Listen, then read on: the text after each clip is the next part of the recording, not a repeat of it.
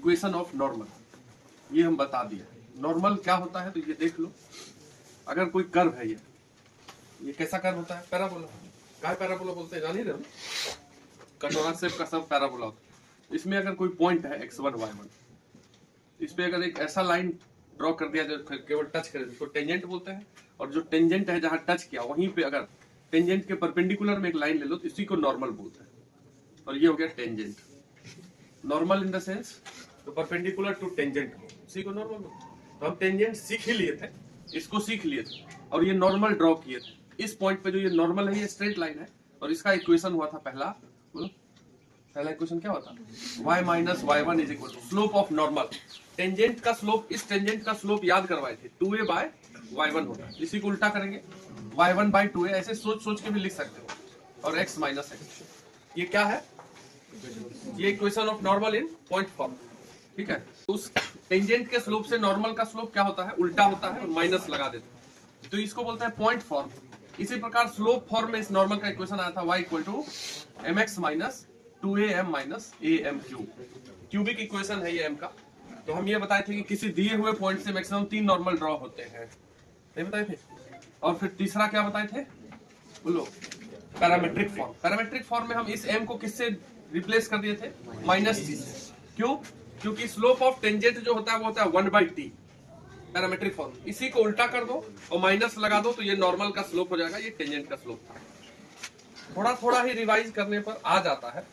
बाकी ऐसा कोई भी चीज दुनिया में नहीं है जो कि बिना सीखे, बिना ऐसे ही, वो सिर्फ गलत ही आदत होता है जो बिना प्रैक्टिस का, बिना सीखे ही आ जाता है।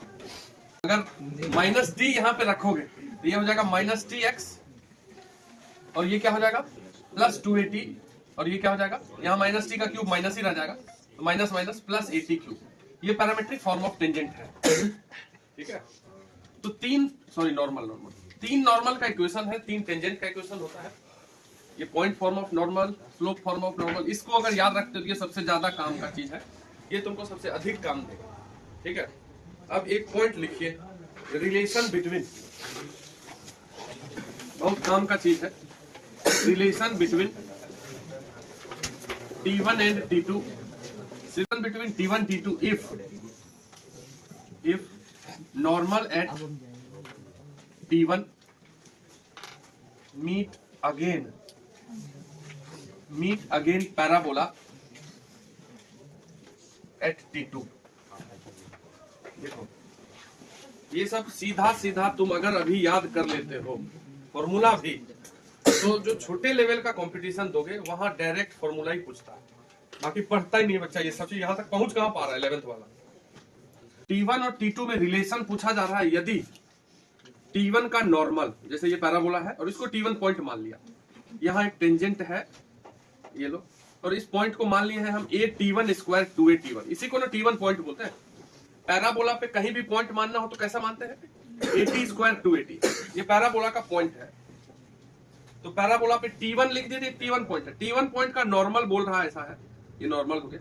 और अगर ये नॉर्मल पैराबोला को जाके दोबारा मिलता है T2 पॉइंट पे, तो ये पॉइंट हो जाएगा a_t2 स्क्वायर 2a_t2। हेडिंग क्या है? अगर T1 पॉइंट का नॉर्मल T2 पॉइंट पे जाके मिलता है तो इस T1 T2 में क्या रिलेशन है? ऐसे तो याद रख सकते हैं, डायरेक्ट कोशिश करेंगे तो बना लेते हैं। तो T1 पॉइंट पे नॉर्मल लिख लेते हैं पहले, इक्वेशन ऑफ नॉर्मल, रुक जाओ अभी, एट T1 पॉइंट। तो T पॉइंट पे नॉर्मल ये होता है, ये तीसरा ऊपर लिखा हुआ है। T1 पॉइंट पे क्या होगा? y equal to T1x minus T1x, ठीक है ना, प्लस 2a_t1 आया, प्लस a_t1 क्यूब। ये हो गया T1 पॉइंट का नॉर्मल। यही नॉर्मल कहां से लिखना मत है, यही नॉर्मल कहां से पास कर रहा है? T2 पॉइंट से भी। तो हम यहां लिख देते हैं कि this normal is also passing through. ये कहां से पास कर रहा है? तो सीधा सीधा बात है, a_t2 स्क्वायर और 2a_t2 से पास कर रहा है, ये नॉर्मल। इसलिए इस पॉइंट को इस पे जाके रख देंगे। कोई लाइन किसी पॉइंट से पास करता है, इसका मतलब ये पॉइंट उसको सेटिस्फाई करेगा।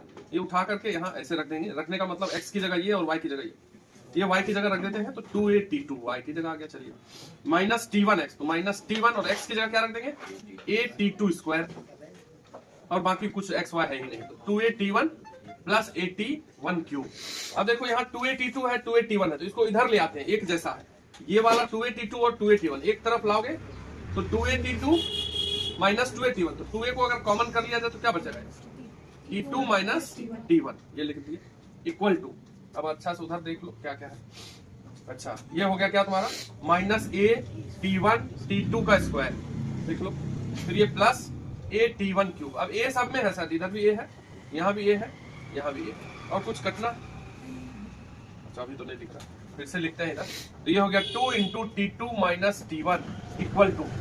अब ये दोनों में कुछ कॉमन दिख रहा होगा, देखो केवल T1, केवल T1 कॉमन दिख रहा है, यहाँ भी T1 है, यहाँ भी T1 है, तो T1 को यदि कॉमन कर ले क्या बचेगा, यहाँ बचेगा T1 स्क्वायर, यहाँ बचेगा T2 स्क्वायर माइनस में, तो T1 square minus T2 square. तो देखो ये फैक्टर कटेगा, यहाँ से यदि माइनस कॉमन कर लिया जाए 2T2 minus T1 is equal to minus T1 minus निकाल लिया, क्या बचेगा T2 square minus T1 square, ये दोनों पलटी मार देगा।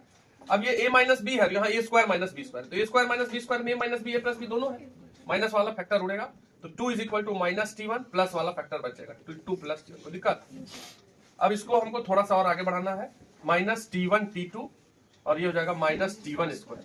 T2 वाले को एक तरफ कर लो, बाकी को एक तरफ, ये T1 T2 को इधर करते हैं तो प्लस हो जाएगा T1 T2 इक्वल टू, ये 2 उधर जाएगा तो minus 2 minus T1 square, T2 is equal to T2 equal to, ये T1 को नीचे लेके जाएंगे तो माइनस 2 बाई T1, ये T1 इसमें डिवाइड होगा, इसमें भी डिवाइड होगा, एक T1 कट जाएगा माइनस T1। तो देखिए यही फॉर्मूला होता है T2 equal to minus T1 minus 2 by T1, ये ऐसा ही लिख के आता है। T1 T2 में यही रिश्ता याद रखना है, अगर T1 का नॉर्मल T2 को टकराता है पैराबोला को, तो T2 बराबर क्या होता है minus T1 minus 2 by T1। ये रिश्ता जैसे तुम NTA या वो अग्निवीर होता है या 12th लेवल का कोई और सिंपल इंजीनियरिंग भी कोई देता है ना, कोई कॉलेज वॉलेज का अलग से फॉर्म भरता है, जैसे जेई तो अलग होता है, ये वहां डायरेक्ट ये सब एकदम एक फॉर्मूला टाइप से आ जाएगा क्वेश्चन, ये फॉर्मूला ही डायरेक्ट काम आएगा। अब जेई में तो फॉर्मूला नहीं है कुछ लगा, वहां तुमको लगाना होगा कहीं किसी क्वेश्चन में, लेकिन अन्य एग्जाम में तुमको ये डायरेक्ट सीधा सीधा एनडीए तक में डायरेक्ट कोई नहीं। अगर T1 पॉइंट का नॉर्मल T2 पे टकराता है तो T2 T1 में क्या रिश्ता होता है, 4 को ऐसा लिखा रहे, तो याद ही रखना है, हम प्रूफ किए, लिखो इसको, लिखो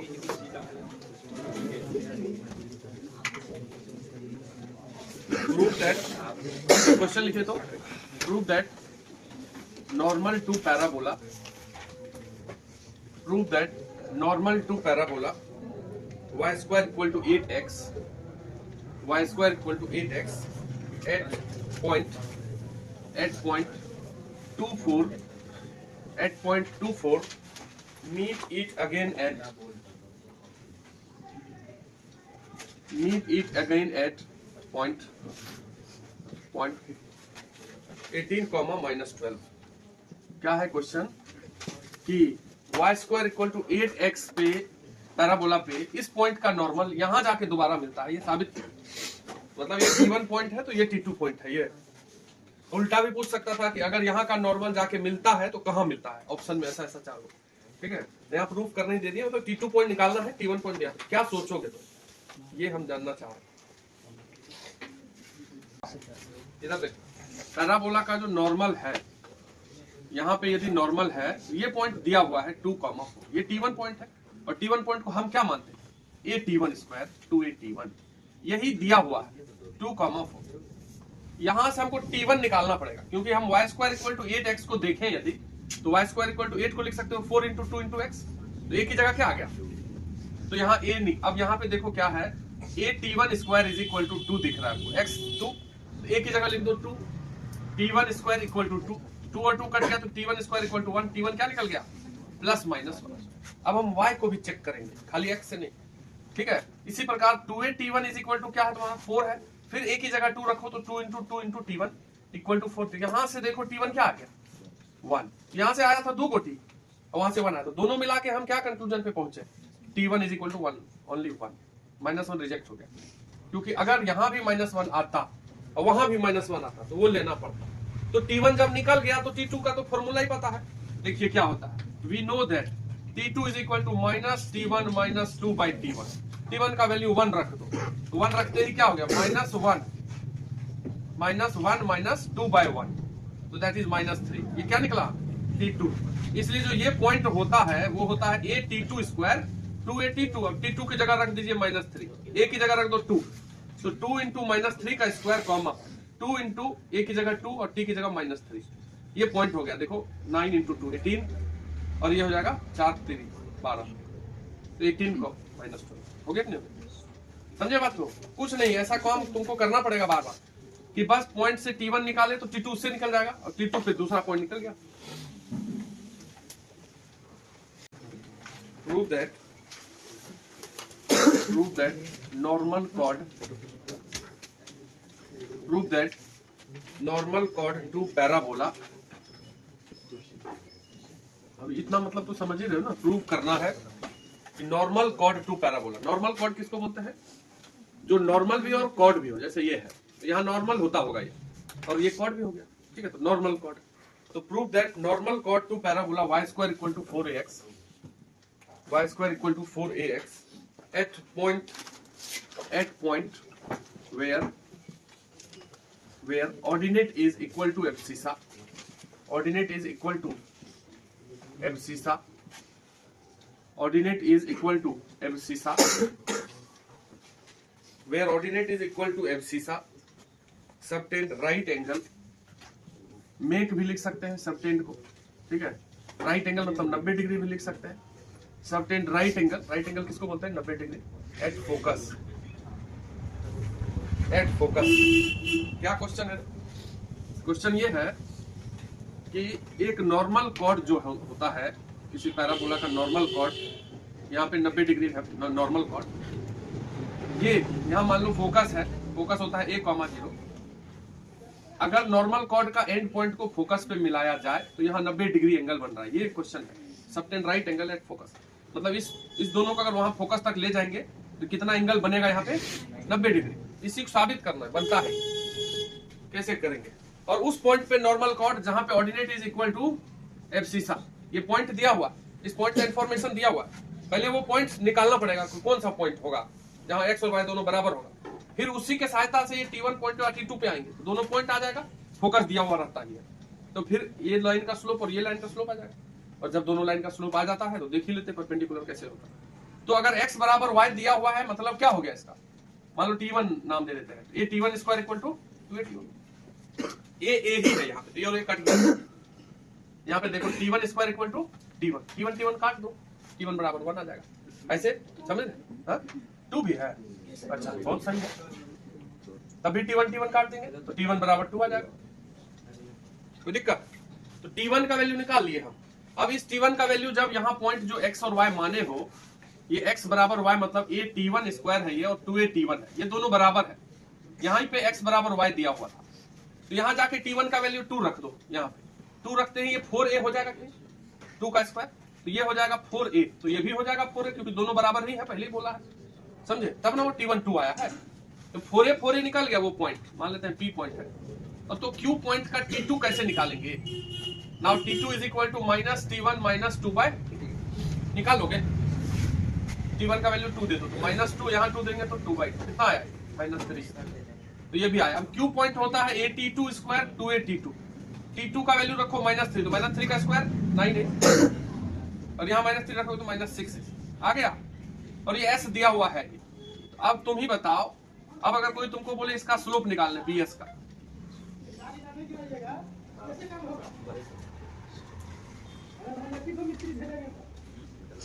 ये स्लोप ऑफ PS कैसे निकालते हैं? y2 माइनस y1, तो 4a माइनस 0। किसी लाइन का स्लोप कैसे निकालते हैं? तो दोनों y को घटाइए, दोनों x को घटाइए, 4a माइनस a कितना आया? ये 4a/3a, दैट इज 4/3, a और a कट गया। ये किसका स्लोप निकला? PS का। मान लो ये m1 है,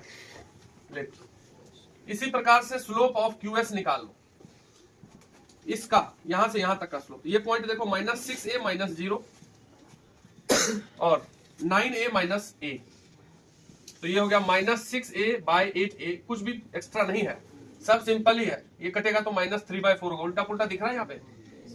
M1 और M2 में रिलेशन देख लीजिए, परपेंडिकुलर वाला आया हम यहाँ लिख देते हैं, here M1 into M2 is equal to -1, hence angle, कौन सा एंगल? ये एंगल, तो PSQ angle P S Q is equal to 90 degree, बस एक प्रूफ करना। इंटरसेक्शन पॉइंट ऑफ लिखिए